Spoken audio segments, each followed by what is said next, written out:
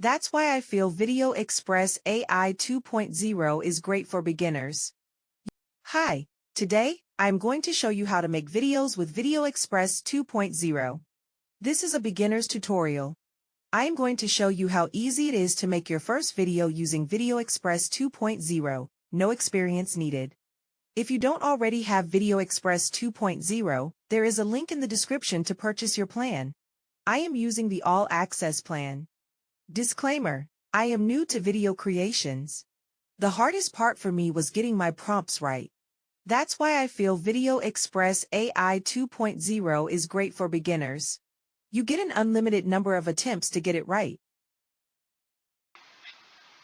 This is going to be a short tutorial on how to make a video using the text-to-video feature on Video Express AI 2.0.